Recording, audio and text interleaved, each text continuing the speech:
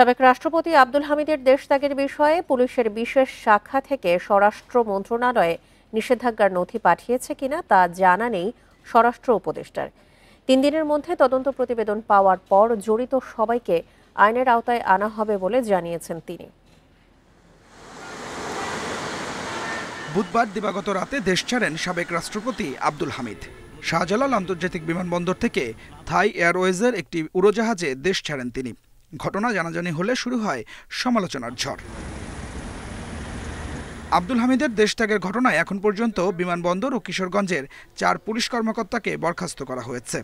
যদিও সংশ্লিষ্টরা জানিয়েছেন, কোনো নিষেধাজ্ঞা না থাকায় অনায়াসেই দেশ ছাড়েন সাবেক রাষ্ট্রপতি। শনিবার শাহজালাল বিমানবন্দর পরিদর্শনের সময় আব্দুল হামিদের দেশ ছাড়া প্রসঙ্গে সাংবাদিকদের সঙ্গে কথা বলেন স্বরাষ্ট্র উপদেষ্টা। তিনি বলেন, বিষয়টি তদন্তের পর ব্যবস্থা নেওয়া হবে। তবে স্বরাষ্ট্র মন্ত্রণালয়ে আব্দুল হামিদের দেশত্যাগের নিষেধাজ্ঞার নথি ছিল কিনা তা জানা নেই তার।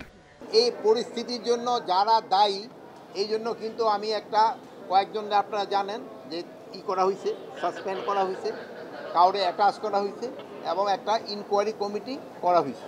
ইনকোয়ারি কমিটিতে মনে হয় 3 দিন কার্য দিবসের ভিতরে তাদের রিপোর্টটা সাবমিট করতে বলা হয়েছে এবং ওই রিপোর্ট সাবমিট করার পরেই যারা এটার জন্য দোষী তাদের এগেনস্টে আইনানুগ ব্যবস্থা নেওয়া হবে।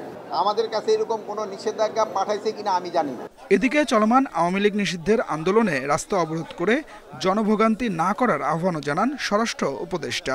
সাধারণ মানুষের যেন দুর্ভোগ না হয় এই জন্য কিন্তু আপনারাও ব্যবস্থা করতে, সবাই কিন্তু আপনারাও সচেতন করতে পারেন। সবারই দাবি দাওয়াটা যদি রাস্তা ছেড়ে এমন জায়গায় করে যেখানে জনগণের ভোগান্তি না হয় ওই জায়গায় করতে পারলে সবচেয়ে ভালো।